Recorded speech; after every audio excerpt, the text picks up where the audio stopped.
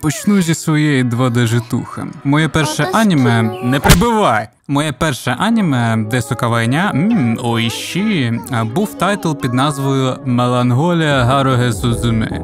Я подивився його більш ніж 12 років тому, і там був такий цікавий прийом, від якого в мене, скажу як є, згоріла срака. З 12 по 20 епізод усі події просто повторювалися. І так було кожну серію. Все лише для того, щоб занурити глядача в атмосферу. Адже за сюжетом весь цей час Гароге Сузуме використовувала супа-сили, щоб літні канікули ніколи не закінчувалися. І так траплялося 15 532 рази. Я ж хочу для вас кращого експірієнсу, тому, по-перше, не дивіться аніме, це реально гівно собаче, люблю аніме. Але срака в мене тоді реально згоріла, тому не переживайте, я вмію робити висновки, повторювань з минулого відосу буде дуже мало. Я знайшов тонну нового матеріалу. І по-друге, готуйтеся до нашого наступного персонажа. Йожик Лісічкін. Це людина, яка готувалася наче більше за всіх. Єдиний з них, хто зробив повноцінний відеоролик з монтажем. 40-хвилинний порив абсолютних фактів та чіткої аналітики.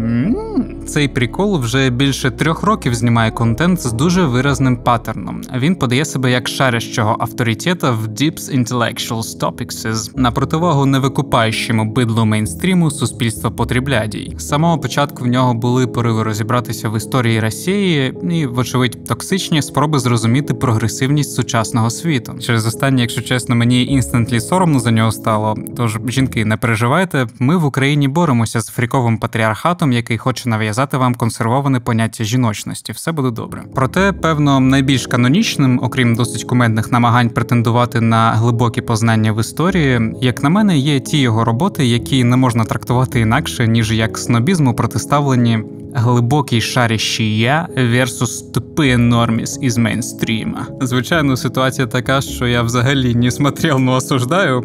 Однак мій гес, чисто з назви прев'юшок, це яскраво виражений нарцисизм, бо одразу декілька ознак його кидаються в очі.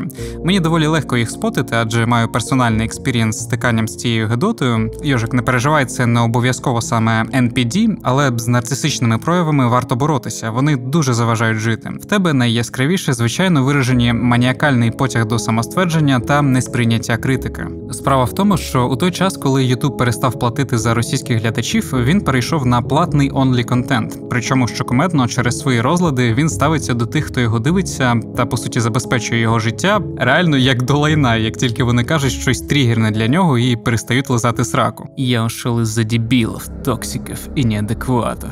Топ-1 пріоритет для нього – це лояльність і згода з ним, що витікає з останнього речення. Тут же він пише: «Я буду безбожно банить дегенератов, которые сюда приходят вне зависимости от того, за какую сумму они купили подписку». І тут же дає визначення цим дегенератам серед тих людей, за рахунок яких він живе. Це ті, хто оскорбляють його величество Йожика. Але щоб було непалівно, ще прикрився своєю ж аудиторією, під якою він і розуміє цих дегенератів, власне. Каждый ваш выкидон будет вам обходиться в копеечку. И именно из-за вас, дебилов, я ушел с YouTube. Но здесь вам придется заплатить за свое поведение. Так еще и вы останетесь без оплаченного контента.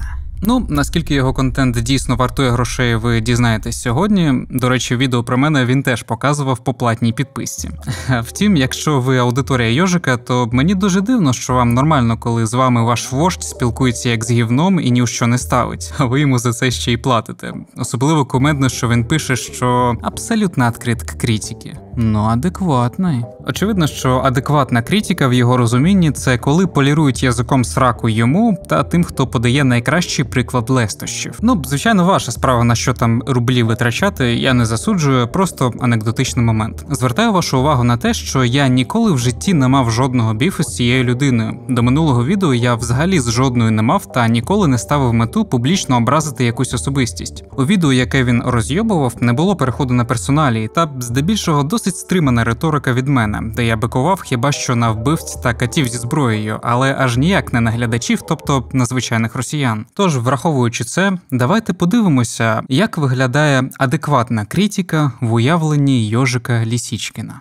Слидан довольно известный блогер среди детишек, который снимал смешнявые видосы. Вот краткий обзор реальных событий на Майдане, а не то, что высрал Слидан. Пруфы Слидана говно полное. Чел вам напрямую лжет. Вот на кого это рассчитано? На людей, которые не умеют читать. Пруфов, что многие там были кадровыми российскими военными, у Слидана не будет. Ну, просто потому что потому. А как же так вышло то, что Слидан вам показывает только нужные ему кусочки статьи? Ну, это же вообще какая-то смешня. Ну, нужно быть таким же тупым, как Слидан, чтобы этого не понимать. Слидан специально выделил для вас текст на этом скриншоте, чтобы не особо умные люди, говорит этот дурачок, я просто не понимаю. Удивительно, конечно, у Слидана познание в истории. Сюрприз, я им тоже умею пользоваться, или Слидан просто тупой дегенерат. Что он вам не показал и о чем умолчал, и там он также жидко обдристался, как и в первой части ролика. То вы конкретно сегодня живете в жопе. Примерно такого же тупого содержания публикуется огромное количество фейков. Понятно, что Слидан подменивает понятия и факты, и вы, может, подумали, что я вот какой-то пропутинист, и совершенно нет. Можно бегать, радоваться, как там Европа без газа замерзнет, радоваться падению доллара, конечно, можно. Вот вы насрали посреди комнаты, и теперь воняет. А может, не надо было срать посреди комнаты, чтобы потом не убирать? Союз надо было сохранять всеми правдами і неправдами. Так, ви правильно зрозуміли. На цей раз нам потрапився фанбой Совєтського Союзу. Частина відео їжака є беззмістовною. Замість того, щоб почати з конкретики і тезування, він просто навалює ярлики. Известний блогер серед дітішок. В туманній надії, що це схавають. Ну, в принципі, думаю, його аудиторія вже давно звикла до того, що він геній і пуп землі, а всі інші тупі дитятки, які нічого не розуміють. Метою цього є очевидне самоствердження і побудова контрасту між його нарцисичним образом інтелектуала на фоні якогось блогера, котрий жартував про пісюни. Що ж, від того буде ще комедніше покроково розбирати те, що він вважав high quality intellectual materials під соусом розоблачення. Тож моя перша теза. В Україні є свобода слова. У порівнянні з Росією у нас просто рай свободи слова. Відповідь Ёжика. Это вообще, конечно, смешно слышать с учетом многочисленных запретов на эту самую свободу слова. Даже он была обеспокоена ситуацией со свободой слова в Украине, потому что еще год назад был запрещен ряд телеканалов Украины. Это Украина 112, News One и ЗІК. Так, і їх заборонили, тому що вони створювали казус беллі для повномасштабного російського вторгнення через транслювання конспірологічних теорій про внішнє управління, гражданську війну та іншу маячню на рівні Білл Гейтс хоче чіпувати населення. Классно у вас свобода слова, что аж каналы запрещают. Причем запретили их по причине того, что они якобы пророссийские. Якобы.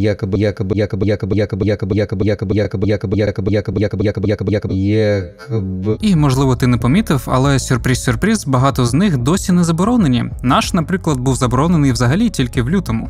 А какая разница, пророссийский или нет, если у вас свобода слова? Так-то різниця просто прірва. Зараз я тебе ознайомлю з теоретичною і наявною практичною базою, чому ця різниця піздець яка велика, навіть більше за твоє самовпевнене нарцисичне его. Причини такої політики в Україні та інших країнах Заходу такі самі, як і ті, чому і ділу, наприклад, не дають свободи слова. Між ними та вашими ЧВКшниками, добровольцями і регулярною армією можна ставити знак «дорівнює». І на відміну від вашої роздутої історії про нацизм серед Азову, сприйняття їх у світі принципово відрізняється від сприйняття вашої армії. Український полк Азов не був задіяний для нападу на Росію і порушення ваших державних кордонів. Це ж у вас відкриті нацисти типу Мільчакова досі залишаються на волі, так ще й спокійно кажуть про те, що нападати – це кайф, і взагалі це і є нормальна російська політика. Я нацист, лишь бы война была, но не у нас дома. Бейте по больному. Помните, у него есть слабые места, у него есть семья, у него есть дети. Нормальная наша политика. Водные там мародерили машину.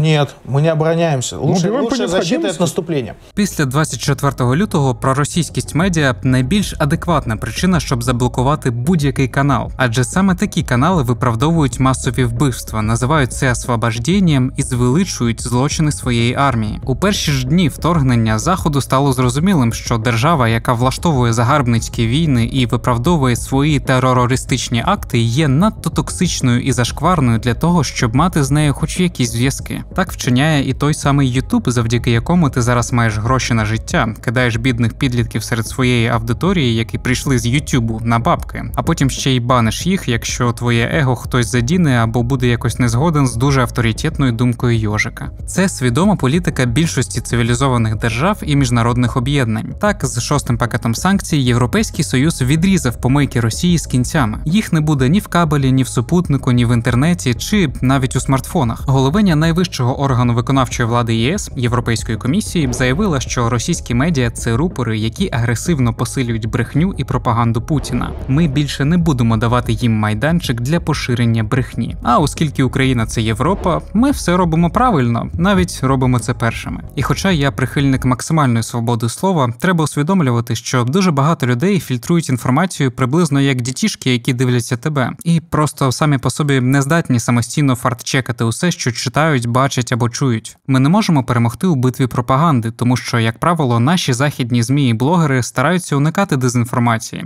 у той час як для російських ЗМІ правил абсолютно немає. Вони роблять саме те, в чому ти мене звинуватив. Це емоціональний, а не содержательний. Просто емоціональне давлення на зрителя. Продовжують емоціональну браваду. В кожному сюжеті вони демонізують українців і українську армію чистим емоційним тиском та історіями, які не можна перевірити. Іноді вони видають навіть явно копіпасту. А ми, уявляєш собі, брехати не хочемо. Спробуй сам порахувати кількість фейків в будь-яких декількох українських, тобто західних ЗМІ та російських. Як тільки ти це зробиш, то побачиш, що співвідношення не сильно відрізняється від того, що є на фіксаціях порушень від ОБСЄ. Саме тому, до речі, ви постійно згадуєте епізод про моряків з острова Зміїного або інший шлак, бо серед 4% дуже важко знайти адекватний матеріал, я розумію. Кстати, это статья из Deutsche Welle, который запрещен на территории России, чтобы мне не писали, что я новости с российских СМИ беру. Я буду с ним бороться его же оружием.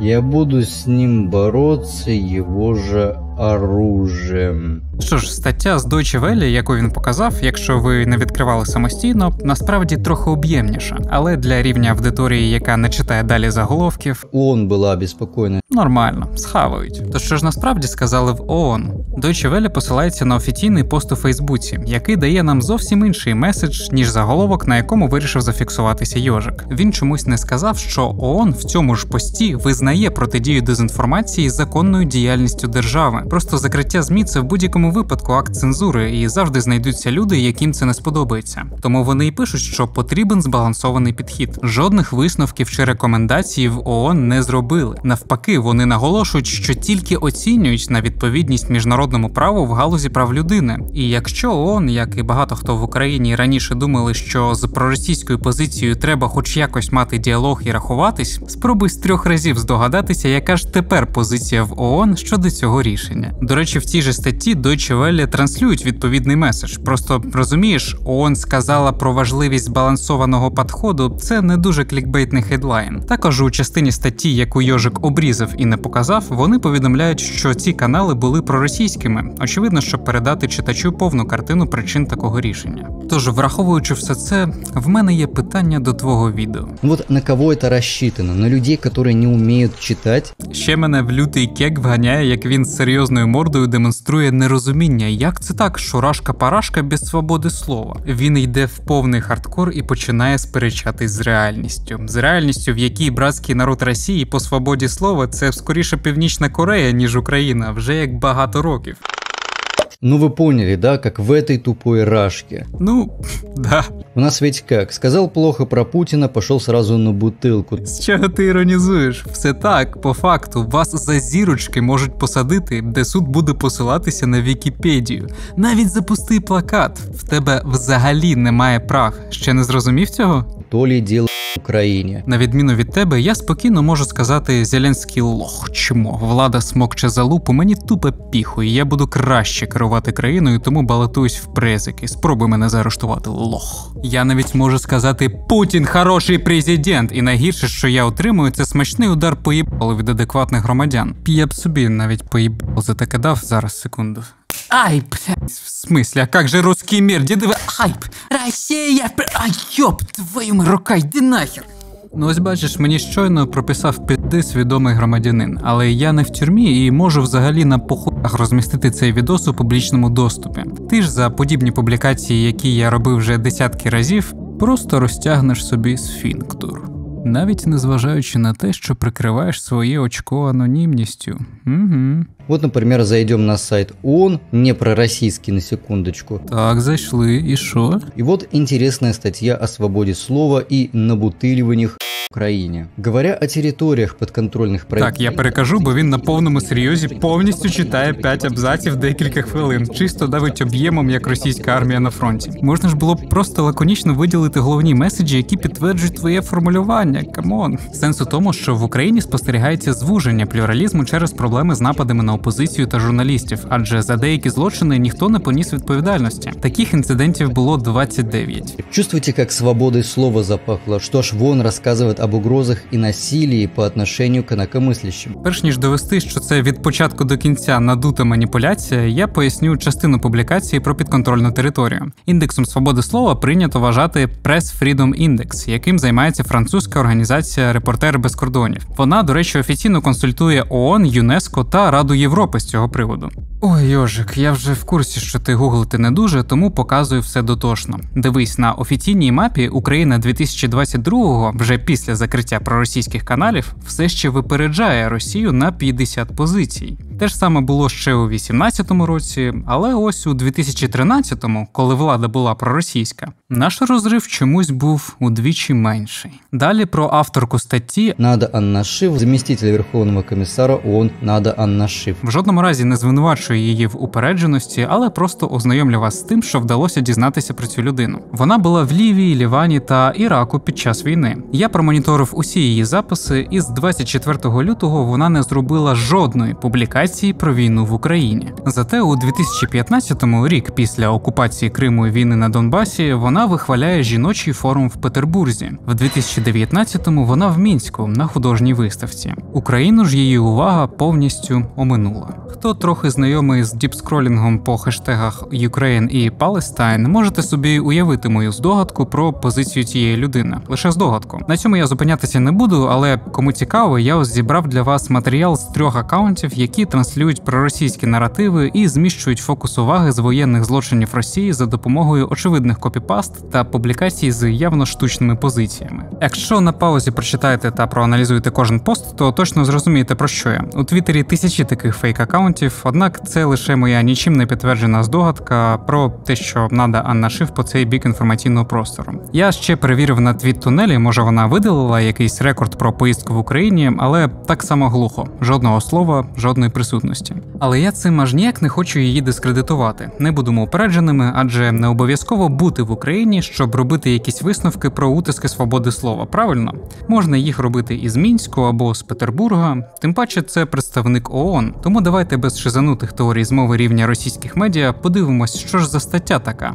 Тим паче, я давив прикол, вона насправді дуже проукраїнська. Як ви зрозуміли, Єжак показав тільки цю частину. Розділ під назвою «Ситуація на територіях підконтрольних уряду». Останній абзац, в якому Надюха відмічає покращення безпеки на демонстраціях в великих містах і так само, як і я, виражає занепокоєність і осудження будь-яких переслідувань плюралізму думок, зокрема серед ЛГБТ та інших активістів. Він обрізав і не показав. Втім, найкумедніше, що в цій самій статті, яку Єжак обрізав, є ще 2 розділи, які розкривають ситуацію на окупованих Росією територіях, тобто ЛДНР та Крим. Наша автономна республіка страждає від систематичних порушень міжнародних норм і прав людини. Критика політики РФ переслідується, журналістів депортують, арештовують, і такі самі репресії застосовуються до правозахисників, переслідується Меджліс і досі зберігається його заборона. Росія порушує постанову Міжнародного суду 2017 року. Я не буду, як Йожик, зачитувати повністю 2-й розділ статті, яку він сам навів у приклад, бо не вважаю свого глядача якимось дегенератом, не здатним прочитати короткий текстик, просто підсумую основну думку в статті. В Україні є проблеми зі свободою слова, і за ними пильно слідкує міжнародна спільнота, часто з помітним успіхом і покращеннями. Натомість, щоб зрозуміти ситуацію на окупованих територіях, достатньо прочитати ось це. Що касається основних свобод на території, контролируемой самопровозглашенными республиками на востоке Украины, то их там нет с 2014 года. А как же так вышло то, что Слідан вам показывает только нужные ему кусочки статьи? Їжачок, вельми дякую тобі за матеріал. Так люто надрестати в панчохи здатний далеко не кожен. Що ж далі наш маестро-знавець сучасної України пояснює, а що ж реально було на Майдані. Это, собственно, Слидан вам так рассказал о Майдане. Ну, мол, был такой Янукович, загнал страну в экономическую яму, ну, мы его и скинули. Майдан по Слидану, короче. Ну, давайте все-таки разберемся, что и как там было реально. Реально? Реально. Давай, я готов к суровой правде. В ноябре 2013 года должен был состояться саммит... Ой, ну пацан стільки років знімає контент, а про лаконічність не чув зовсім. Тож ось так він освітив події. Україна повинна була підписати асоціацію, Янукович не підписав, в українців справедливо згоріла срака. Проте він упустив незручні моменти, які були причиною настроїв проти уряду РФ. Я спеціально підкреслюю проти уряду, тому що на Майдані було багато росіян. Сюрприз-сюрприз. І вони взагалі без проблем використовували прапори Росії. Їх не гнобили за національною ознакою. Так, це були ті самі адекватні люди, які просто хотіли разом з нами йти на зустріч цивілізації. Вони бажали кращого майбутнього і для України, і для Росії. Було навіть мемне посольство Росії на Майдані. До речі, росіяни, цікаво, ви взагалі в курсі, що колись ми раділи вам, тим, хто підтримував наше прагнення бути в Європі? Я в данный момент нахожусь здесь, на Майдане. Я из России. Я открыл палатку с российским флагом, которым показывают тем, что люди ничего не имеют ни против русских, ни против России. То есть я здесь живу 3 месяца, никаких притеснений, никаких там оскорблений в мою сторону никогда не было. И вообще задача чиновников убедить людей в том, что от них ничего не зависит. И не надо верить, что от людей ничего не зависит. Все очень зависит. И в первую очередь от нас самих. Я из Санкт-Петербурга. Вот даже у меня въездная эта карточка, что я приехал. Вот паспорт. И говорить о том, что Майдан там хочет захватить кого-то, это совершенно неверно. Я из России, я из Санкт-Петербурга. Видите, российский паспорт. Я из Санкт-Петербурга, я россиянин. А как вас зовут? Меня зовут Руслан. Можно вас фотографировать? Написал подруге из Киева. Я вообще собирался на Олимпиаду поехать, на Олимпиаду в Сочи. Я ей пишу: слушай, я еду на Олимпиаду в Сочи. Она мне вот пишет: блин, а я дома грустно сижу, меня муж не отпустил на Майдан. Путилок, нам один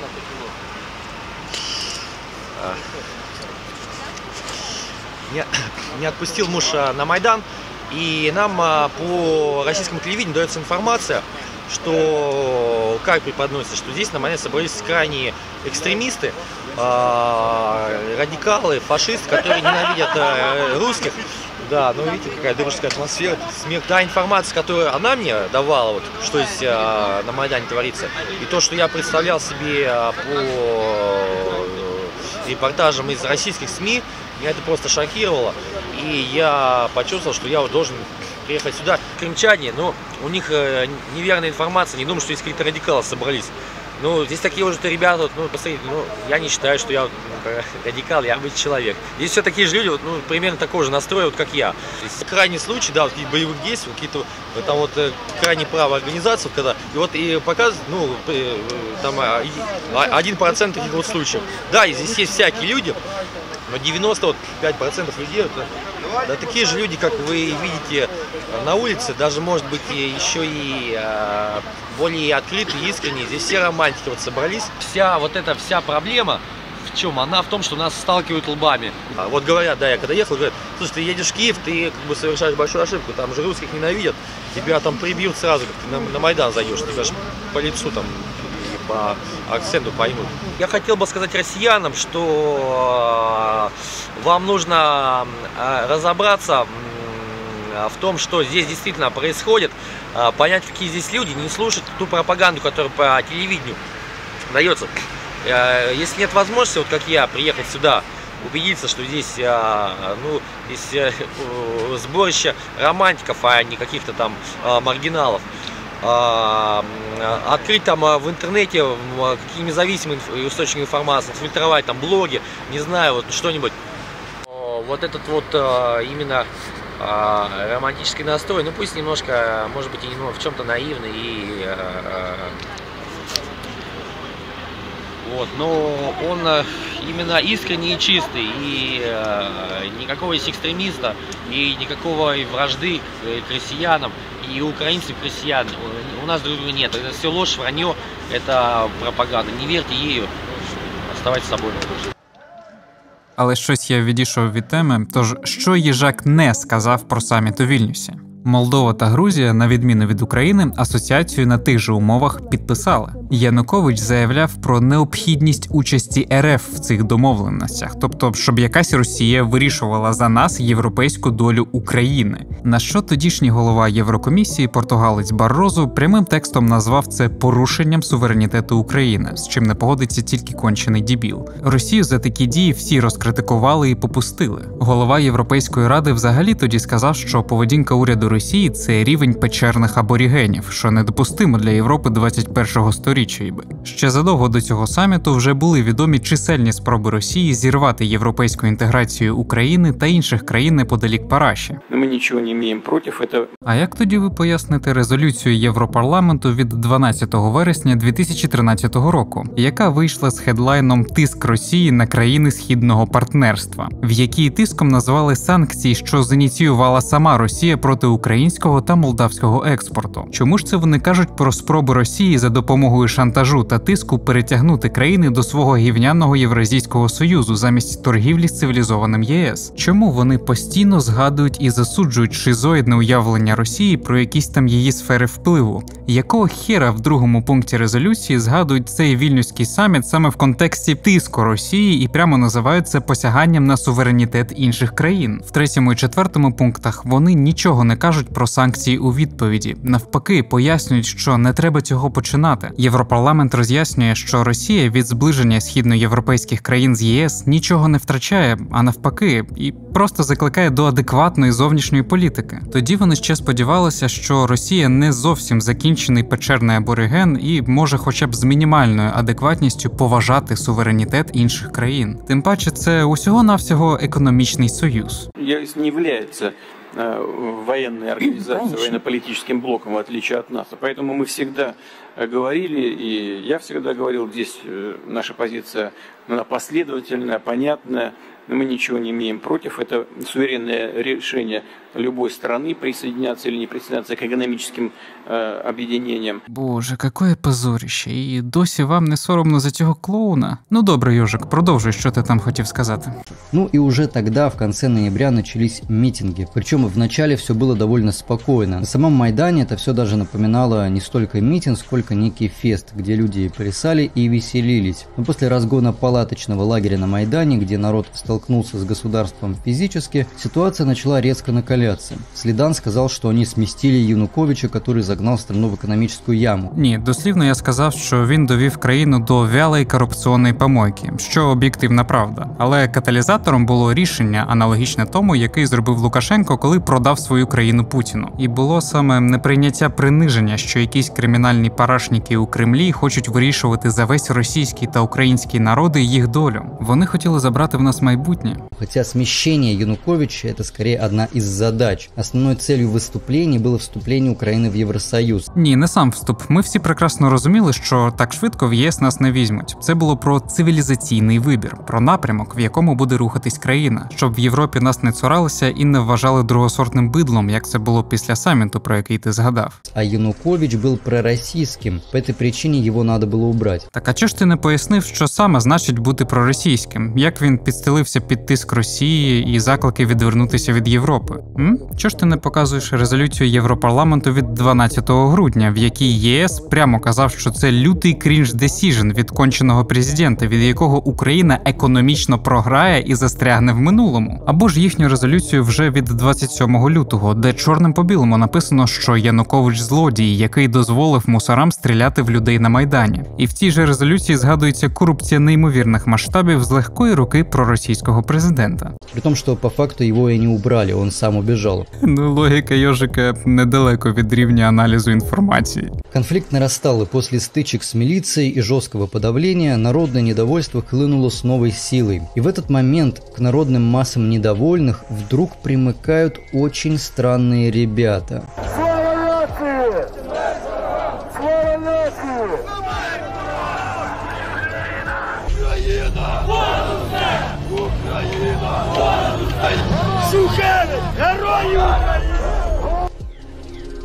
Ой, Йожик, дарма ти згадав про член. А тепер дивись, як виглядає справжня лояльність нацистам.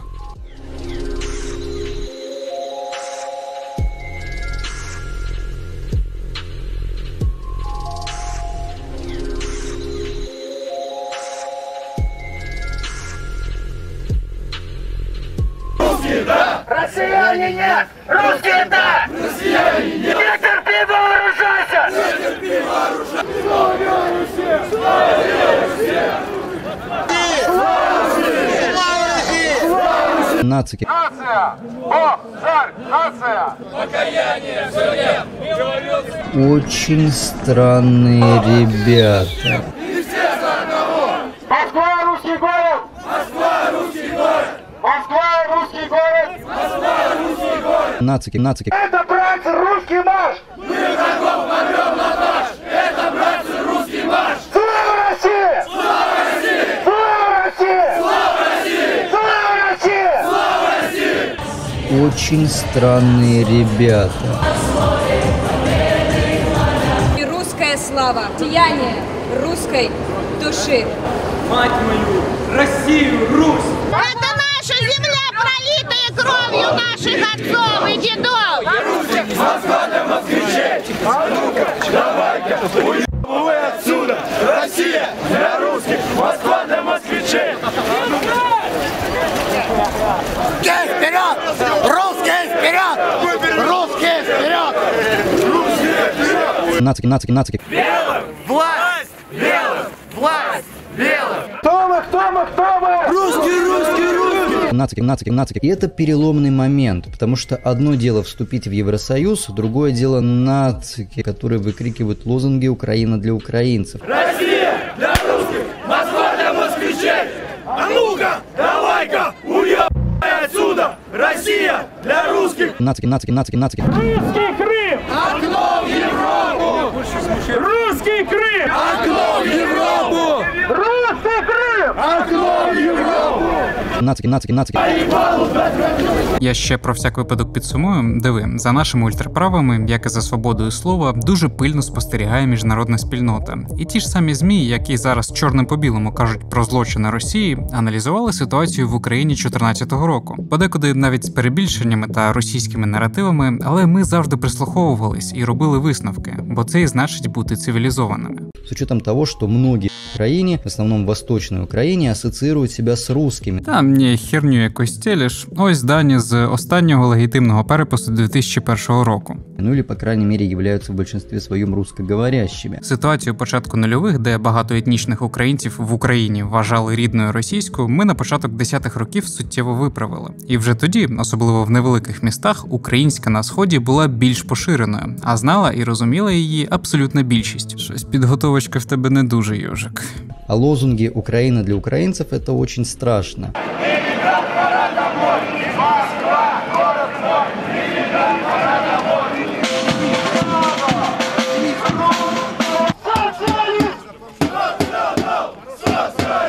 Вибач, я розумію, що ти зараз тупо обіцявся від страху і тепер взагалі ніколи на вулицю не вийдеш. Раджу тобі і далі не показувати своє обличчя. Страшна, сука. Добре, що хоча б ці прапори, які майорили в російських містах з написом «Росія превише всього», це все фейки і взагалі ці кадри точно до Майдану, правильно? Ви ж точно не забуваєте зняти штані, коли агритесь на лозунг «Україна понад усе». Чи я помиляюсь? Та й ці православні нацики, які топлять за Новоросію і обшиваються свастонами. Фейк, это все фейк, вы все врете. О, Russia Today. Верю. В мире сейчас глобально во всех странах парламентская власть, демократическая власть очень, считаю, это неправильно.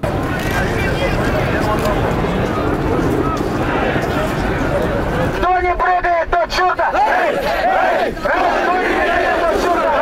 Эй! Кто не прыгает, тот чудо! Эй! Кто не прыгает, тот чудо! Эй! Кто не прыгает, тот чудо! Эй! Русские сила! Русский город! Нет! Круче! Нет!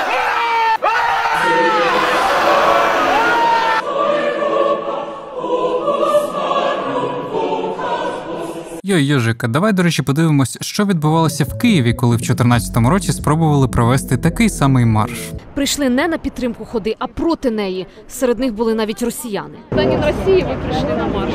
Нет, я пришел не на марш, пришел посмотреть, под какими лозунгами пройдет. Просто я читал в интернете, что он пройдет под пророссийскими, пропутинскими лозунгами, поэтому пришел в оппозицию к нему. Єдиний, хто прийшов на марш, ось цей чоловік. Він голосно кричав про дружбу слов'янських народів, зібрав навколо себе людей і почав сперечатися. Чоловіка сприйняли за неврівноваженого. Я просто гуляв по Києві, бачу, якась починається заворуха. Ніякого марша немає.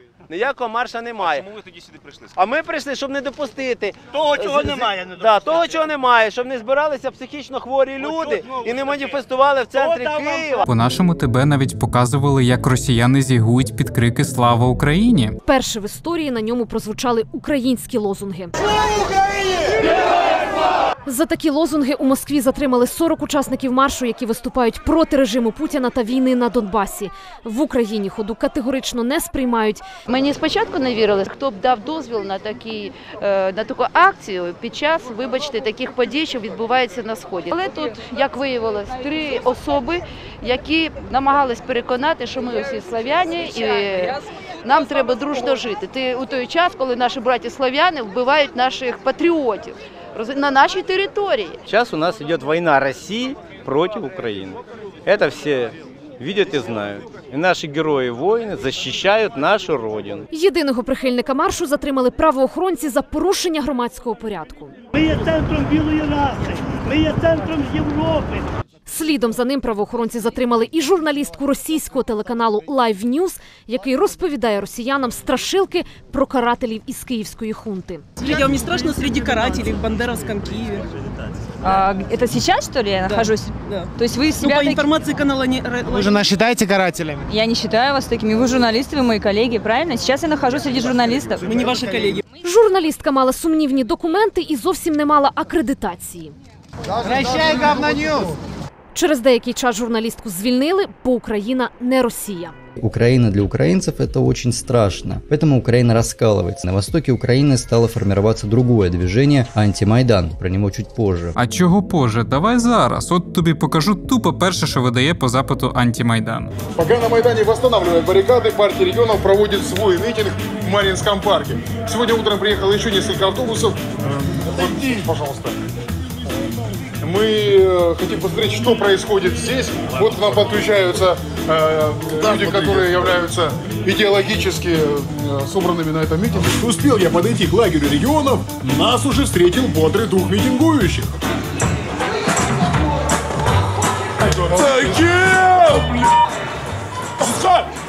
С какой целью вы здесь на этом митинге? Пришли каши похавать по шару. Получилось? Вот дети революции. Конечно. Да, кормят нормально? Дети революции. Моя каша с мясом, гречневая и перловая каша. Вы за что вообще? Какая вы за каша? Вы за кашу, я понял. В лагере в основном парни спортивной внешности и пенсионеры. Со сцены слышны контрлозунги о еврореволюции. Крысы бегут с тонущего корабля. Так и все разбежались с этого Евромайдана. В лагере все улыбаются нам на камеру и уверенно заявляют свою позицию. Вот приехал, мне не нравится вообще, что это с Киевом случилось. Имейте терпение, люди, и все будет у вас нормально. Янукович за Европу. Подождите чуть-чуть, он подпишет. Я с города Мариуполя приехал сюда на выступление и поддержку к Виктору Януковичу. С какой целью? Чтоб народ жил, как жил раньше, жил хорошо и вступил в Евросоюз наконец-то. То есть вы за Евросоюз? Да, мы за Евросоюз сюда приехали в поддержку. Так подождите, за Евросоюз же еще проходит митинг вот здесь на Майдане. Там тоже за Евросоюз стоят. Мы защищаем наши права. Так, а что не присоединиться ко всем, кто тоже за Евросоюз стоит? Ты что, меня приобразить решил? Нет, я задаю вопрос. Вы на стороне Януковича, а не на стороне Евросоюза. Ну що, їжачок, як тобі цей контингент? Цільова аудиторія, правильно розумію? Та-та-та, ти обов'язково знайдеш інтерв'ю з бухими проукраїнськими на Майдані в такій ж кількості. Охотно вірю. Нас отсюда не прогоняли, у нас санкционированная акция. Мы соблюдаем общественный порядок. Митингующие спят прямо на лавочках, разбрасывают пустые бутылки. Нагадую, що я не обирав відео, як клікнув на перші, що попалися. Відбувається футбол з пляшкою. Що вас привело сьогодні сюди? Ну, интересно стало, пригласили. А хто запросив? Парень. Де він? Вот. Пригласили, тоже приехали все. А хто запросив? Ну, старшая. Все приехали по идее. Единственная идея – поддержать Украину против раскола, ребят. Поэтому Украина раскалывается. Та ні, паді, так ти ж сказав, що вона розкалується через те, що... Украина для украинцев это очень страшно. Поэтому Украина раскалывается. Чому ж тоді я ще не знайшов жодну людину з антимайдану, яка б сказала щось про нациків? Як вас знати, чим ви в житті займаєтесь? Я в житті займаюся тим, що треба. А що це таке, чим треба? Ну, а чим треба? Ну, чим ви в житті займаєтесь? Я журналіст. Ну, а я працюю, я роботяга. У мене 5 спеціальностей. Скільки тобі років? 16. Як тебе звати? Ярик. Чим ви займаєтесь в житті? Чим? Футболом. Учоба зараз. А в якому класі? В 9-му. А ви з батьками тут? Да. А що ви тут робите? Зарабатую. Скільки? 200 гривень. Так оце ти школу пропускаєш? Так нас відпустили. А хто відпустив? Класні керівники, директор відпускає нас. Всім класом ви приїхали сюди? Ні, та там кого родителі відпускають. Без комментариев. Ага. А як вас звати? Чим ви в житті займаєтесь? Ми всім займаємося. Ну чим, наприклад? Мы стоим вот на митингу сейчас, занимаемся съемками, занимаемся всем. Пьем горілку, пьем, курим. Що вас змусило сюди прийти? Чесно, іскренні сказати. Ілі так. Це ці хлопці, які починають громити, це весь город Київ. Майдани громить. Ось там у нас фаса, хоча приїхати теж те саме, що громить наші майдани. Надо разумно подходить к этому. И то, что они диктуют своей евроинтеграцией, заставляя нас на коленях подписывать против народа те законы, которые предлагает Европа, заморозить зарплаты, пенсии, жилищно-коммунальные платежи поднять на 40%, разрешить однополые браки. Разве на это мы можем пойти на сегодня? Наши дети сегодня должны сидеть за партами. День, розкажіть, що це за списки? І щоб не потерятися, оскільки багато чисельно тут на площаді населення, то ми організовано списки. Є чиновник, телефон і все, так. Телефон, прізвище, ім'я по батькові. Ми приїхали за ідею. Ми з Харківської області, підтримуємо курс президента, ну а там як буде. Я вчитель сам по спеціальності. Вчитель чого? Фізкультури. Я член партії регіонів вже 7 років. І я вважаю, що оця європауза, тому що я живу в селі і корови, у нас усе, вибачте мене. І що? Голосовать за президента нашего. Да, не голосовать, а поддержать нашего президента. А чим поддержати? Народу волю, діткам хліба, ще й з молочком, не з-під бика. Кайдани ті нам не потрібні. Залізна в партії рука. Чим ви заробляєте на життя? Я 12 років працював скловаром на Білицькому заводі теплозвукоізоляційних матеріалів. Це закрите акціонерне товариство. А зараз? Зараз я працюю, минутку, дуже погано у мене температура.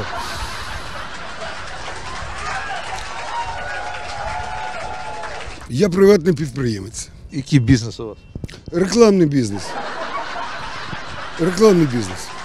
Це доставка рекламной продукции по почтовым скринькам Киева. Когда по результатам Майдана в Украине пришли новые власти, восточная часть Украины, тот же самый Донбасс, не признали новые власти легитимными, так как те пришли по итогу переворота. Так, ну диви, ти на відео показав Харків. З контингентом антимайдану ми вже ознайомились. Давай краще подивимось на те, як проходив Євромайдан у Харкові. Саме цей івент був, звичайно, до зміни влади, але тут просто матеріалів багато, так, щоб можна було б зрозуміти цільову аудиторію. Так, йожик, ну тут що ми з цим будемо робити, а? Ну, полюбе треба денацифіцирувати, походу. Неадекватні люди. На диво тут аж ніяк не убухані в халаміну звичайні люди. Розвішують власні прапори ЄС та України. Зробили кастомну галерею на ниточці між деревами зі своїх агітаційних матеріалів. Щоб переконати співгромадян, вони посилаються на дослідження, об'єктивні дані, ставлять у приклад розвинуті країни Європи. В рускоязичному Харкові спокійно тримають транспаранти кореспондент Комітету захисту української мови. Їх мало, хочеш сказати? З десятків відео, що бачив я, адекватних людей, які приходять не за гроші чи їжу, в рази більше саме на Євромайдані, а не антимайдані. Ну то давай послухаємо спікерів. В них, звичайно, не було стільки грошей, щоб обладнати таку ж сцену, як на антимайдані, але зате був гучномовець. Сьогодні на Харківському майдані ми маємо сказати, Харків обирає Європейський Союз.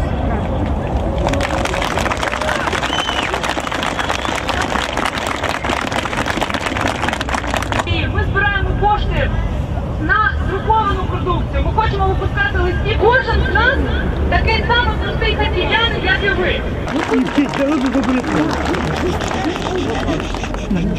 Цей вибір цивілізаційний. У Чорний четвер уряд сказав, що не можна підписувати цю угоду, оскільки вона суперечить національним інтересам України. Але я думаю, що вони погано розуміють оці національні інтереси. Вимагаємо від президента Януковича підписати угоду про асоціацію, припинити антинародну політику, вибрати той шлях, яким хоче йти більшість українців. Восточная часть Украины не признали новые власти легитимными переворота и начали формировать ополчение. Ну а дальше вы уже знаете. Шо?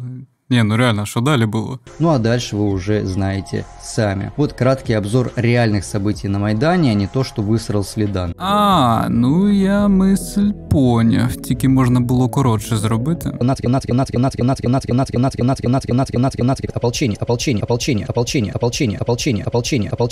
Ополчение. Вот краткий обзор реальных событий на Майдане, а не то, что высрал Слідан. Ну чисто вистрав, з ким не буває. Тут їжак вирішив переключитися на очікуване засирання США. Действительно, ведь в 21 веке ни одного военного конфликта до 24 февраля 22 года не было. Это вот одна единственная конченая страна с пещерными людьми. В контексті Європи так, і це не воєнний конфлікт, це війна, загарбницька війна з метою захопити території. Тому дійсно, якісь печерні нелюди вирішили, що їм чомусь все можна і шукають постійно прецеденти для виправдань. Ти правильно зрозумів. Я вот тоже большую часть жизни прожил в 21 веке и действительно не могу поверить, что какая-то страна могла начать воевать. США ведь не вторгалась в 2001 году в Афганистан. Ну тут він жорстко напрягся, зачитавши майже весь список з Вікіпедії. Ну нет, этого не было. Слухай, ну мені тебе шкода, ти стільки інфи нової дізнаєшся, але можна було простіше, дивись, просто ось цю картинку мені кидаєш, і я такий, ніхуя собі! А потім ось це тобі кидаю, і ти такий, о, як так, нет! І скидаєш мені тупо body-bag headshot. Але потім дивишся на реальність і трошки сумно стає в твоїй квартирі і волого на стільці. Тож давай поясню. Ти маєш хибні логічні зв'язки в своїх роздумах. Що там поганого робили США, мені не всралося в теперішньому контексті України. Адже Україна ніколи не мала за національну ідею захопити і поневолити Московію, або взагалі будь-яку країну. Ми від Росії аж ніяк не заслуговуємо на війну та геноцид, який досі скоює ваша армія. Те, що ти сюди приплітаєш Штати, каже про те, що твоя аргументація непредметна. Ти чисто повертаєш стрілочку без будь-якої змістовності. В такому ж ключі, причому з якогось боку навіть більш обґрунтовано, Україна ще в 91-му могла заборонити російську мову, повністю посилаючись на Емський указ і Валуєвські циркуляри. За 2 года до 21 века в 99 году США очень мирно запрещенными видами снарядов бомбили Белград, а прекрасные, добрые, великолепные, развитые европейцы предоставляли американцам свои самолеты. Окрім розвинених європейців, ще літаки надавала Росія. Европейцы предоставляли американцам свої самоліти. Йожик, ти хоч зрозумів, чому в котрий раз треба міняти свої штані? Чи тобі треба окремо показати, що це офіційна публікація Міністерства іностранних діл РФ? Пруф и Слідана говно полное. Ну добре, давай тепер про моїх політиків. Что я здесь вижу? Ну это то, что в Украине в политику может пойти абсолютно любой дегенерат. Тут вопрос как раз к политическому полю и электорату. Ну то есть да, они дебилы, хорошо, а почему они у вас в політиці? Ну тому що раніше політично ми були надто близькі з Росією, очевидно. А взагалі найкраще на це питання відповість Ярик. Почему они у вас в політиці? Дальше у нас Слідан говорит о Кримі і Донбасі. А точніше про публікацію ООН.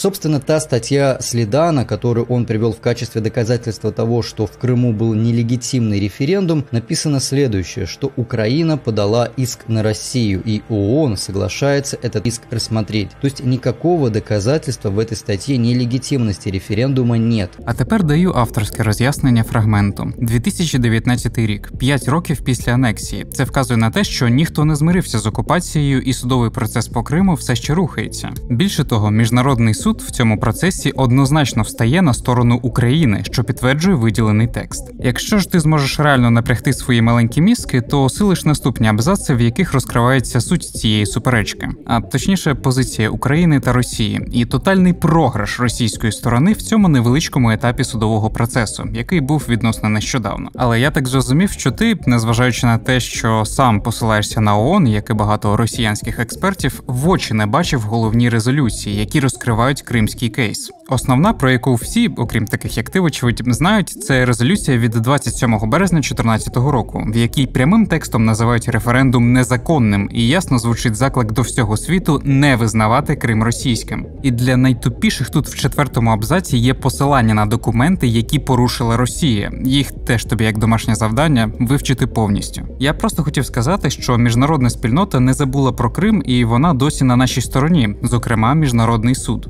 Проте після твоєї шизи... Я нічого сам утверждати не буду по поводу легітимності чи нелегітимності. Домашнього завдання тобі буде значно більше, а саме вивчити наступні документи. Від 1 лютого 2017 року про права людини в Криму, в якій Росія окупант, визнання анексії не буде.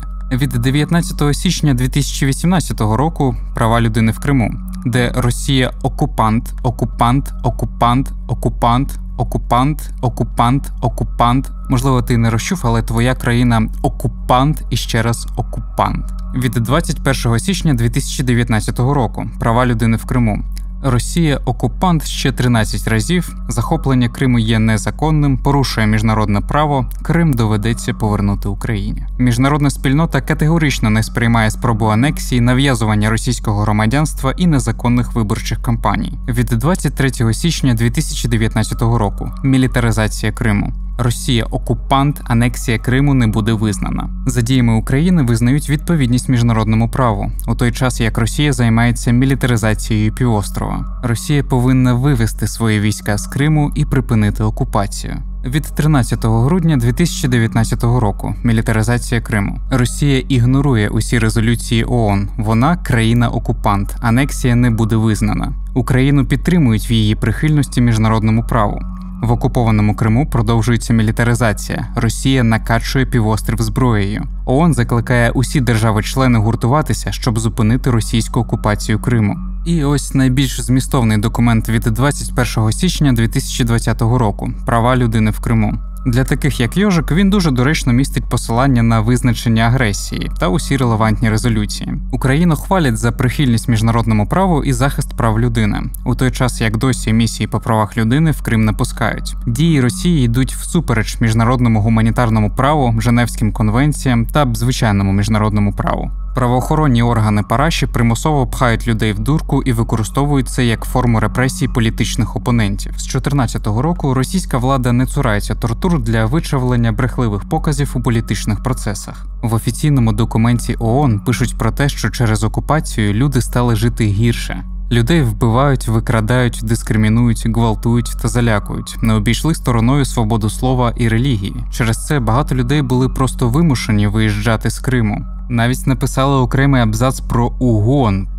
Росія штучно міняє демографічний склад Криму і депортує людей, що порушує міжнародні конвенції. Закони по боротьбі з екстремізмом застосовують неправомірно для утисків інакодумства. ООН розказує об угрозах і насиллі по отношению к инакомыслящим. Українські вебсайти, канали і частоти мовлення повністю заблоковані вже багато років. Журналістам, які виїхали, Україна надала прихисток і можливість працювати незалежно, без втручання. Росія не виконує постанову Міжнародного суду 17-го року про боротьбу з фінансуванням тероризму і Міжнародної конвенції про ліквідацію усіх форм расової дискримінації. Росія абсолютно зневажає міжнародне право і не виконує свої зобов'язання, не хоче нести відповідальність за свої злочини. продовжує дискримінацію кримських татар, українців та інших етносів. Росія повинна поважати українські закони і скасувати окупаційні печерні закони. Ну, далі вже самі дочитаєте. Думаю, основна думка і позиція міжнародної спільноти по Криму з цих документів більш ніж зрозуміла. Но пруф и Слидана говно полное. Зачем России Крым? Это вопрос геополитики, а не желания крымчан на самом-то деле. Я не говорю о легитимности или фальсифицированности референдума, я говорю о том, что это не имеет никакого значения, потому что Крым так и так Россия бы забрала, хоть референдумом, хоть завоеванием. Почему? Потому что Украина и пришедшие новые власти уже точно были нацелены на интеграцию в Евросоюз, а следовательно в последующем и НАТО. Я всегда говорил, ЕС не является военно-политическим блоком, в отличие от нас. Пророссийский президент Янукович являлся гарантом того, что этого не произойдет, но теперь у власти другие люди. Окей, ну припустимо, Україна 13-го року в НАТО. І що? Тобто домовленість з НАТО і Росією по Криму неможлива? Ти взагалі настрої українців до та після окупації бачив? А сама Росія, що ніколи з НАТО не мала ніяких угод? Ти хочеш сказати, завжди НАТО було жахливим монстром для неї? Можна знайти тисячі варіантів мирного рішення, в яких ми обходимося без окупації і без конфліктів. Дипломатия. Чув щось про таке? Крым в руках НАТО – это американские корабли в Черном море напрямую границы Российской Федерации. Потерять Черноморский флот было бы стратегическим просчетом. Ну та, ми ж знаємо, що кожен раз, коли нова країна вступала в НАТО, Альянс вступив десь по 10 російських кораблів. Класік, так і весь флот можна втратити. Але серйозно, поясни, будь ласка, чому ж це до окупації Криму Росія мала з НАТО якесь воєнне сотрудничество? Хіба це не стратегічний просчет? Що це за соглашення з натовськими фашистами США і Германії про якийсь транзит? Чого в 2009-му США були готові розглянути вступ Росії в НАТО, а Медведєв казав, що пока ще рано, но ми хотим нормальних отношений з Альянсом, готові розвивати партнерські. В тому ж 2009-му лунали заяви про предоставлення НАТО вертольотної техніки в Афганістані, а начальник Генштабу казав, що Росія заінтересована в успішних дійствах многонаціональної групіровки. Це, звісно, зрада.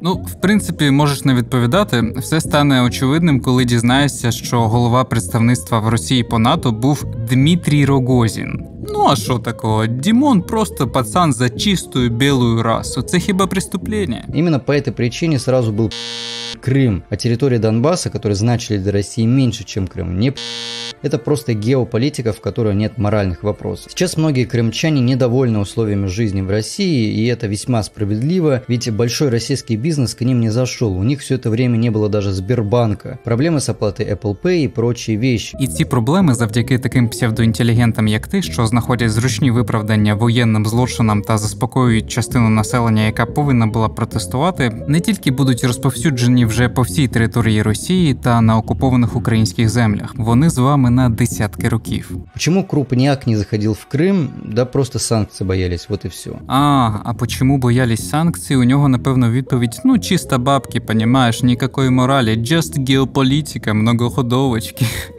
Ой, гений. Давай вже про Донбасс.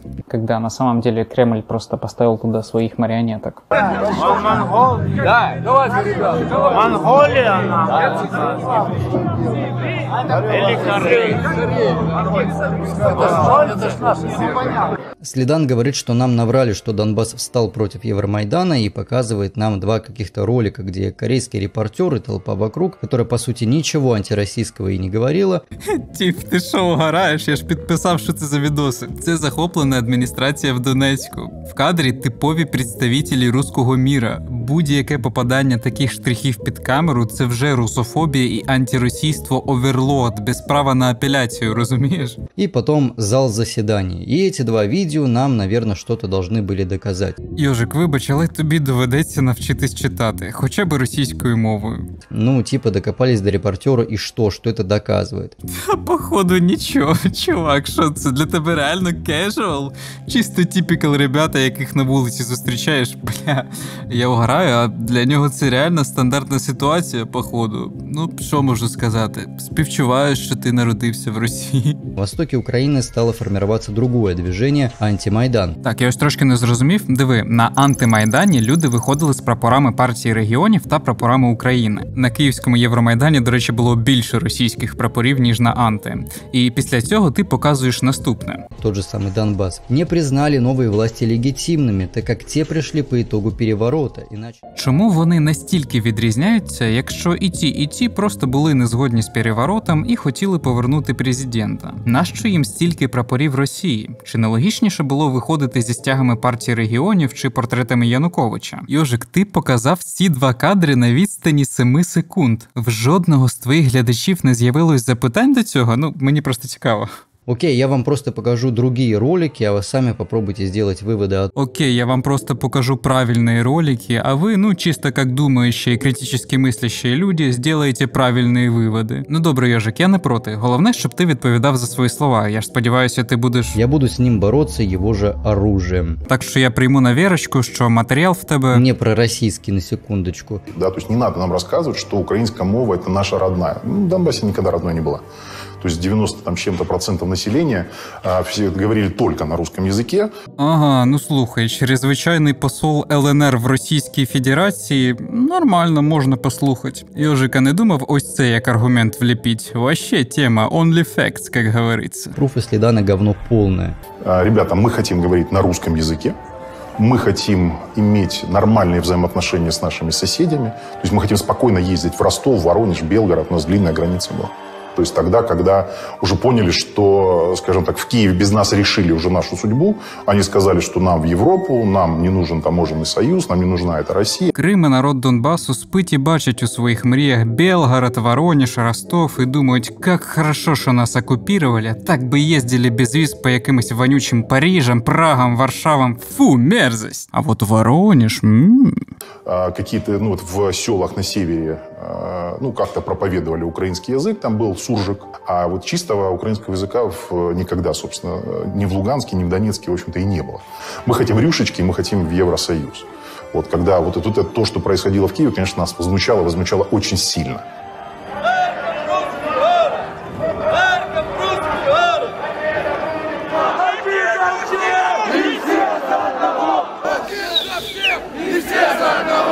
Чисто народ Донбаса у баченні росіян. Нічого незвичайного.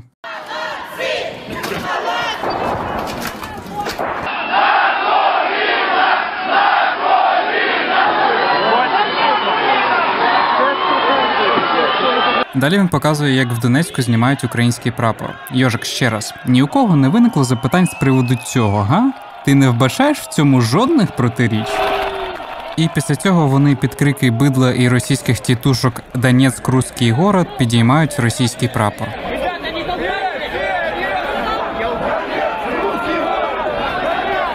Вони ж ніколи не зрозуміють, чому в українців після такого лайна просто відразу до російської символіки. А колись було інакше. На Майдані, наприклад. У вас теж должна бути нормальна страна. Хотя у вас политикой заниматься смертеподобно. Это жесть.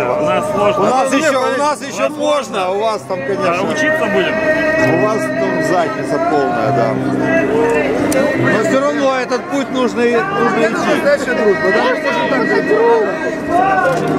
Респект вам усім! Спасибо вам за те, що ви сюди приїхали. Ви нас піддержали. Да, а ви держитесь. Респект вам! Може, ви проти нас підете? Ні, ви поддержку.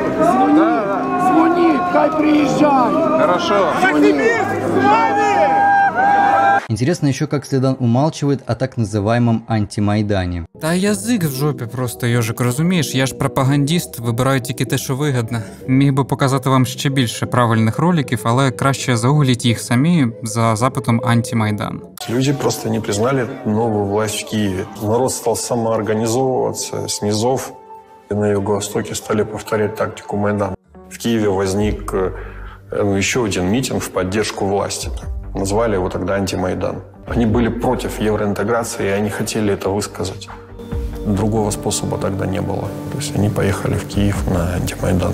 Другий авторитет, думку якого транслює Йожик, це Макс Фадєєв, автор проросійських пропагандистських фільмів про Донбас, в яких експлуатується саме емоційний тиск на глядачів і без думок про совість так само використовуються образи дітей.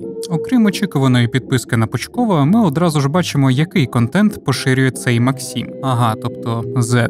Ну, ви зрозуміли. Не проросійський, на секундочку. Ти взагалі в курсах, що твій експерт Максимка допомагав лісовому пенджу зібрати на лопату для російської армії?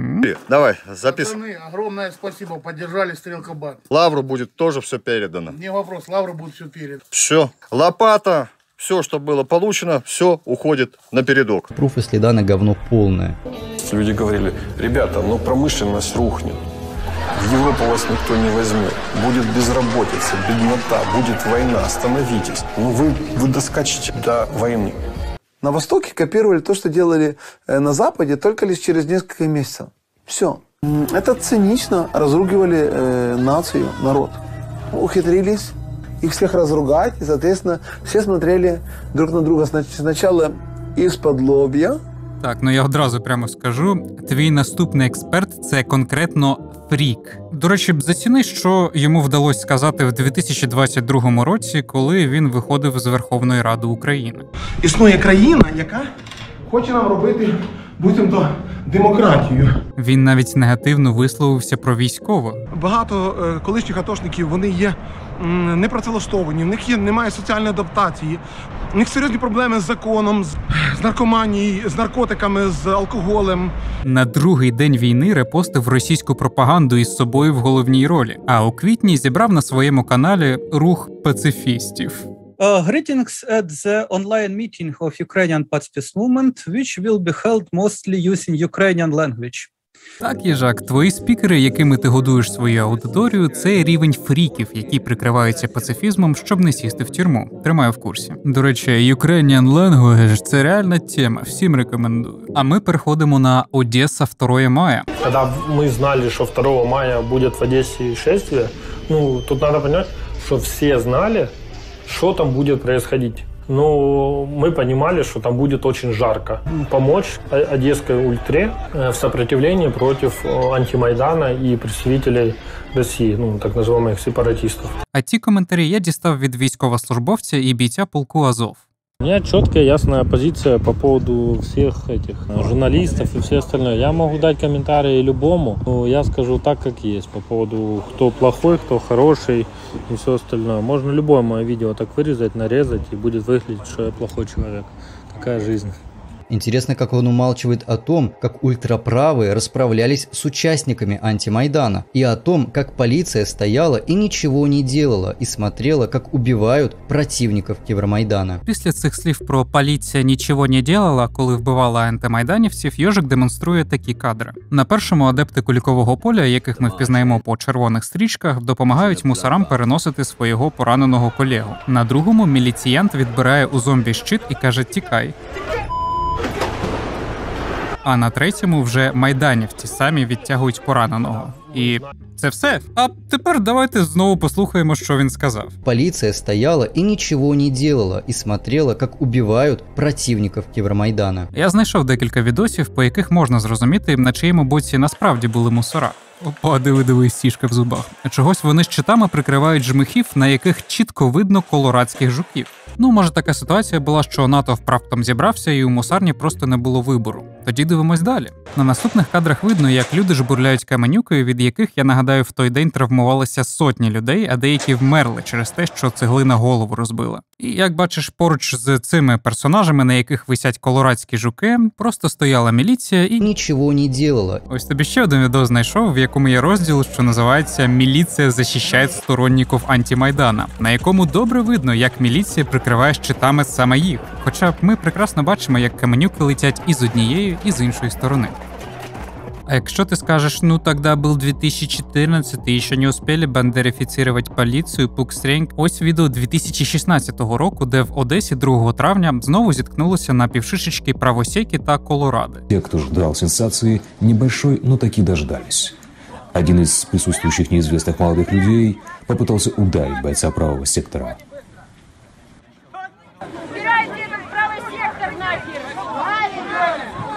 Хоча я цілком згоден з тим, що поліції 2 травня варто було краще працювати, адже, ймовірно, такі як ти, Йожик, не в курсі, але антимайданівці витворяли ось це. З даху будівлі стріляли по людях з пістолетів, з рогаток і просто закидували битим склом. Чи ось теж тобі цікаві кадри 2 травня. Будівлю профсоюзу вже зайняв антимайдан, і на даху сидять тіпи з активованими коктейлями Молотова. Для розуміння повної картини давайте звернемося до Deutsche Welle. Я так зрозумів, Йожика влаштовує кредібіліті цього ЗМІ. Ага, ну слухай, вони чомусь показують ось цього тіпа проросійським і підтверджують, що першою жертвою став саме проукраїнський активіст. Тобто насилля зініціювали самі сепаратисти. До речі, є висока вірогідність, що за це все відповідальні націонал-соціалісти, які були на стороні антимайдану. Я не прикалуюсь, зараз все поясню. Привет, ждем вежливых человечков в городе Одессе. Одессе, как правильно говорить?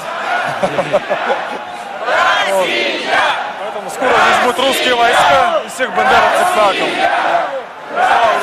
Зверніть увагу на форму цієї людини, яка брала участь в одеському антимайдані. Ось відео, де колону антимайдану в Одесі ведуть люди, які кидають ротфронт і носять таку саму форму, як і персонаж з попереднього відосу. Тож ми розуміємо, що їх усіх об'єднує певна організація, яка займає ключові позиції цього антимайдану, адже вони ведуть саме звичайних людей. А тепер познайомимося з цією людиною поближче. Вот сегодня я хочу познакомить вас с Антоном Раевским. Мое имя Антон Раевский. Мое имя Антон Раевский. Он принимал участие в боевых действиях на Донбассе в 2014-м. И еще в 2015 году. Снаряд по позициям бандеровцам. Олег, давай покажи им.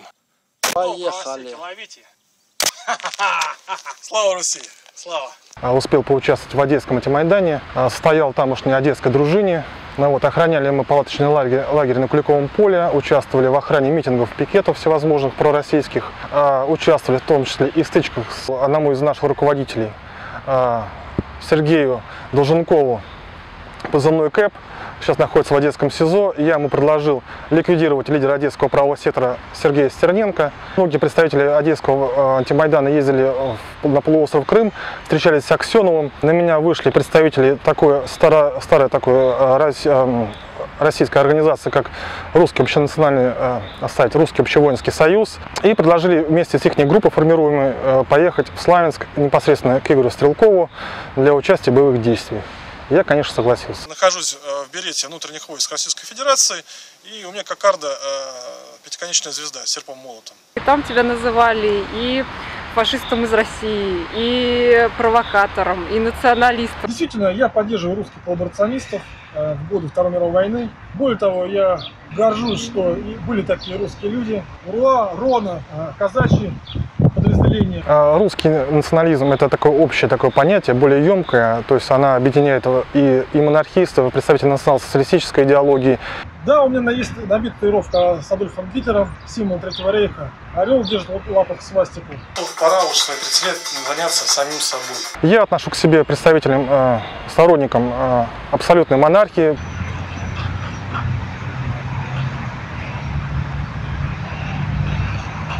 Слава России! То есть я монархист по политическим убеждениям. Так как я являюсь членом Русского общевоинского союза, а у нас флаг, так скажем, на вооружении принят, основной наш флаг, символ, вот, поэтому, конечно, я отношусь к нему благословно. Но я в то же время не имею ничего против имперского флага бело-синий-красный, отставить, черно-злато-белого. На войне все герои? Лови, бандеровец, пулю! Что это такое передо мной? Вот. Обычно, когда выхожу на улицу, люблю. Кого сделать героем, кого назначить, те будут в официальных СМИ считаться героями. Передо мной нашивка Первой русской национальной армии, дивизии Русланд. Как вы видите, у меня даже вот есть татуировка с данной символикой. Войны Новороссии, войны ДНР. Самая оптимальная нашивочка. Дивизия Русланд. И мочить правосеков, бандеровцев. Вот и все. Слава Руси. А есть герои, про которых мало кто знает. Но они есть. Новороссия! И таких немало. Какие вы там герои? Как, ребят, там герои сала уронили, да? Сало героям! Героям сала! Героям сала! Вот, к сожалению, про таких вот многие СМИ, средства массовой информации замалчивают. То есть она очень хорошо набивать кента с кулаки. Вот. А когда видишь вот такие вот еще символы, то это придает духа. И сразу олицетворяет Порошенко, Коломойського.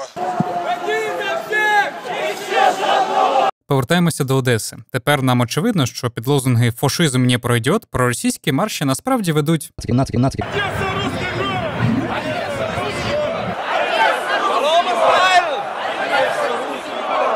Тепер подивимося трохи на Антона Давідченка, лідера Народної альтернативи і головного організатора антимайдану в Одесі.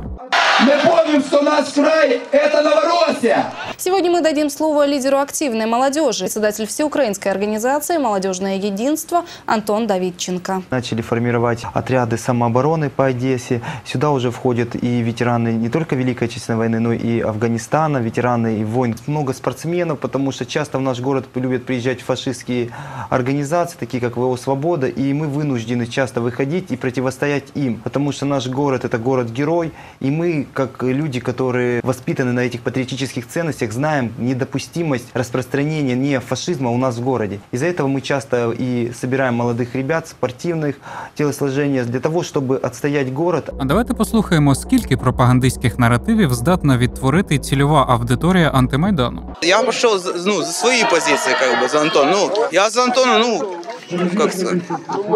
Честно, я говорю, еще не просто не вник, еще, честно. Ну а що ще можна очікувати від лідера, який виглядає як типове бидло з антимайдану і займається вербуванням тітушок? Послідовники в нього будуть такі самі. Ні, серйозно, ви подивіться на них. Кожана курточка та джинси, вони наче з одного спавнера повилізали. Тож я сподіваюся, ви вже всі зрозуміли, що антимайдан займався вербуванням тітушок для якихось силових дій. А тепер повертаємося до Раєвського. Він настрогав багато каналів на Ютубі, але ось на діючому, окрім мого улюбленого «Мама мені накладає покушать!» Вот мама мне накладывает покушать.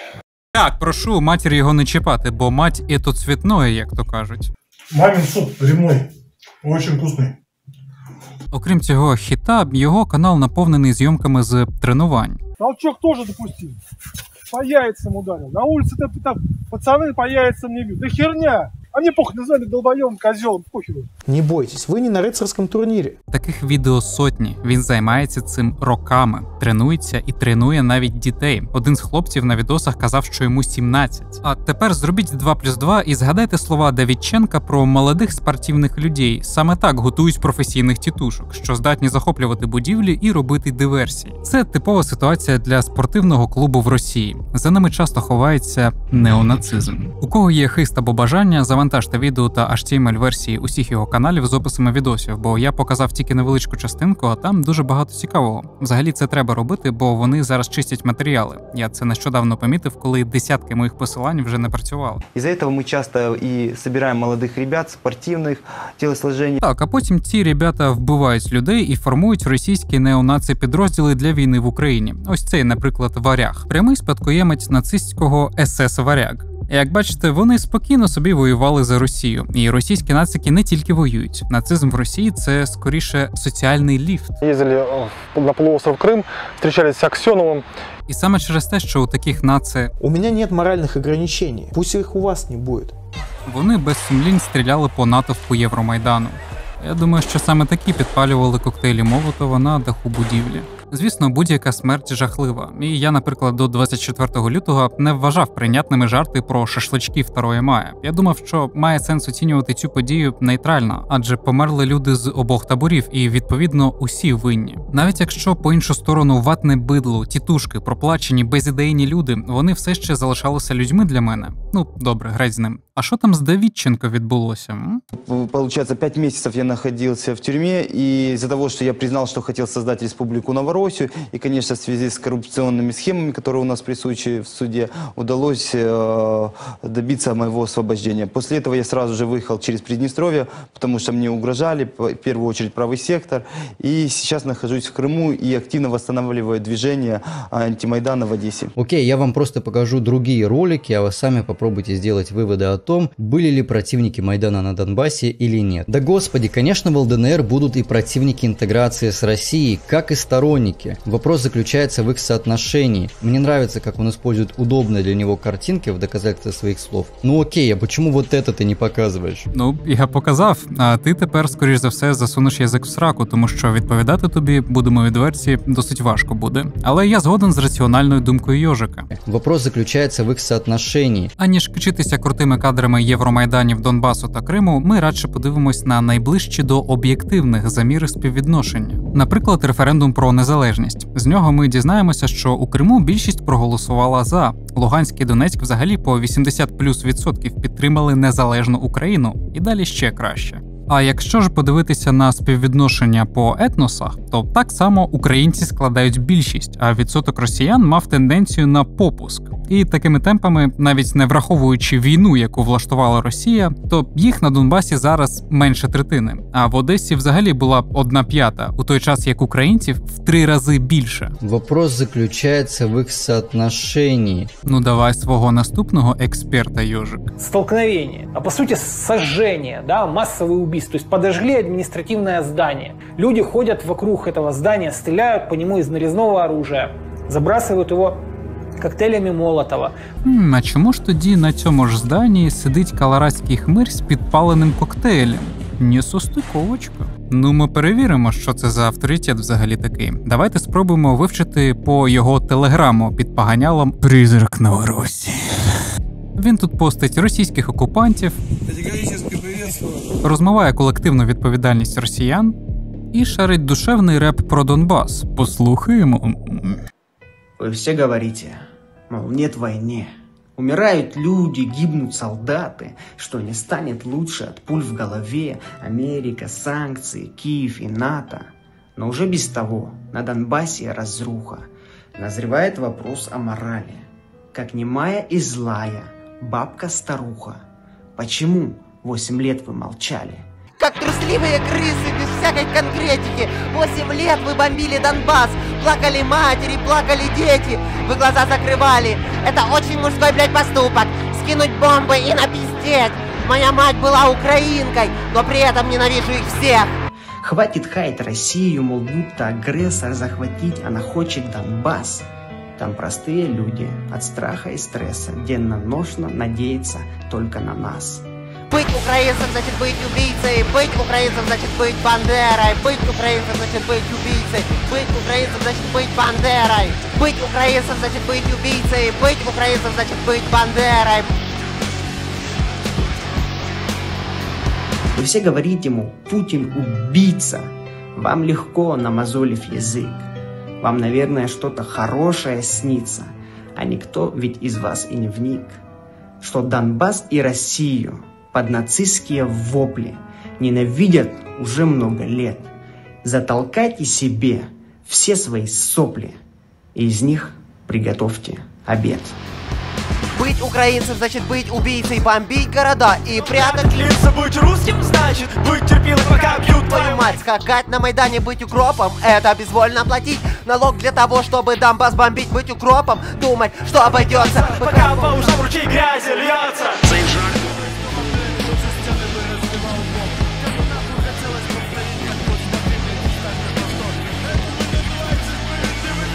Слухай, реально душевні текста. Думаю, народ Донбасу саме так себе і відчуває. До речі, Йожик свій тейк про міліцію, яка стояла і нічого не делала, запозичив саме у цього експерта.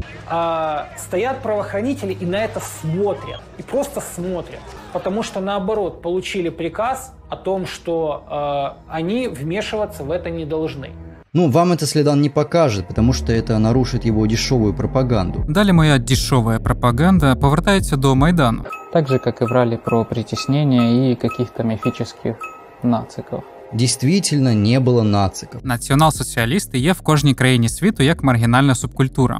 Я цим хотів сказати, що роздута бульбашка руснявої позиції про нібито нацизм в Україні – повна маячня, міф, страшилка. Якщо звернутися до ОБСЄ, то стата по ксенофобському хейт-крайму в Україні з 2016 по сьогодні – це 63 випадки, з яких росіяни точно не більшість. Я викачав ці репорти і дізнався, що вони суттєво відрізняються. Тож я вас закликаю звернути увагу на кількість організацій, що доповідали, і співвідношення їх свідчень. Тож робіть, як то кажуть, правильні виводи. Ще я загуглив ось таку цікаву статистику по гейт-крайму, де Росія, як завжди, поруч із братніми народами. Ну і Україна теж поруч зі своїми друзями. Тож так, нацики і притіснення рускоязичних – це міф та залупа, роздута з поодиноких випадків, яких в десятки разів більше у тій самій Росії. You look worried for me. A little bit. Some of the people are very aggressive, angry, and so on. The real Nazi, they kill people, or their friends kill people. They cut for some people heads and put it into their refrigerators.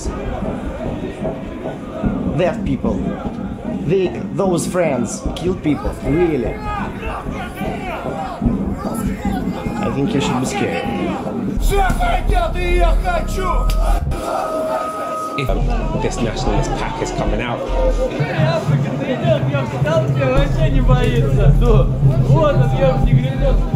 Was it not nice comments?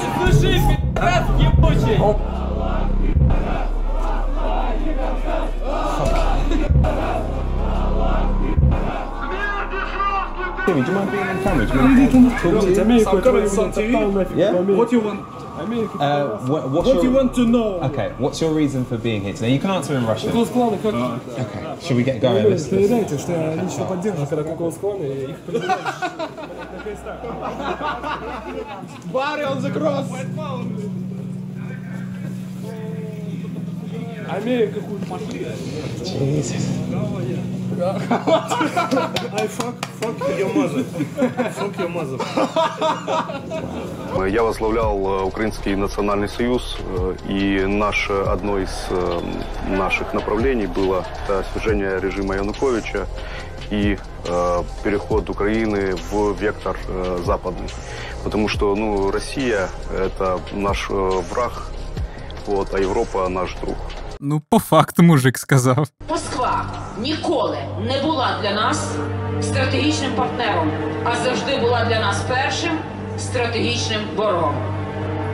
Кайдани порвіте і правдою, злою, кров'ю, волю окропіти. Тож ти хочеш показати, яка страшна Україна, що ультраправі спікери цитують вірш Шевченка. Дякую, що дата спеціально підписана. Мені не доведеться пояснювати, що саме таку реакцію правих сил ти отримуєш, якщо поводиш себе як країна-гній, країна-піддур, країна-вилупок. Не треба було порушувати наш суверенітет, влаштовувати торговельні війни та засилати тітушок. Я сам не розділяю багато радикальних поглядів Фаріон, але якщо вона не вбиває людей во славу Сталіна або Гітлера, я вважаю, такі люди мають право голосу. А ощущение соответственно, Востока, у Донбасса в частности, было то, что, извините, нас обманули. А ось це я вважаю найбільш мерзенною брехнею та маніпуляцією, яку застосовує російська пропаганда. Вони завжди виставляють проросійських як якусь монобільшість Донбасу. Кажуть нас, ми Донбас. Хоча більшість там саме українці, які непомітні через сомалійський режим.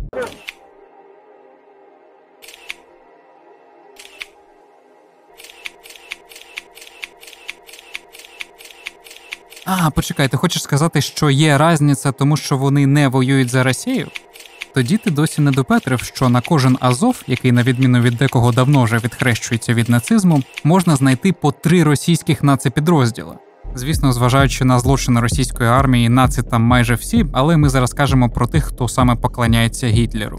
Пруфов, что многие там были кадровыми российскими военными, у Слідана не будет. Просто потому, что потому. Чого не буде? Та їх тонна просто. Давай я тебе ознайомлю з одним із кращих. До речі, та сама команда, яка досліджує злочини з європейською зброєю в Ємені. Так само вони проробили величезну роботу з Іловайськом. Можеш окремо ознайомитися з кожним з них, але з рівнем знань Йожика сперечатися з людьми за плечами яких десятки великих розслідувань, це недалеко від того, щоб казати, що Земля плоская. Відкриваємо платформу, яка одразу нам каже, що зараз буде доведена присутність російських військ в Україні. Сама платформа зроблена у вигляді веб-апки з інтерактивною мапою, де ти можеш не просто подивитись на докази, ти будеш знати точне їх розташування, імена, номери військових частин тощо. Ахметов Руслан Ахатович. Где служишь, скажи, пожалуйста. В 31-й бригаде, город Ульяновск. Вони зручно залишають усі посилання на ЗМІ, і західні, і російські, з більш докладною інформацією по кожному доказу. Окрім відосів з полоненими, тут є ще і відеофіксація техніки, яка могла бути тільки російською. Це російський, да? Так, його треба зняти. Приїхали. Хтось нам з мечом прийде, тот відмічає погибель. Тут треба зупинитися і пішки далі. Як же вони це визначили? Ну, наприклад, за допомогою нейромереж, аналізу терабайтів інформації, супутникових знімків, 3D-моделювання і тупості російської армії, яка відправила на Донбас танки 12-го року випуску. Тут навіть є відоси з російськими позиціями. Дуже багато цікавих відео та фоточок, і усі з них були перевірені. На щастя, багато військових виявилися тупими злочинцями, яких було легко ідентифікувати. Вони навіть самостійно записували деякі відоси. Тут вони проїжджають повз зруйновану українську техніку. Також існує багато документів, які це пруфують, але найкраще це роблять самі військові РФ. Романцев Иван Игоревич, заместитель командира боевой машины, наводчик-оператор, войска, воздушно-десантные войска, 331-й парашютно-десантный полк, 98-я гвардейская сверстская дивизия. Где базируется?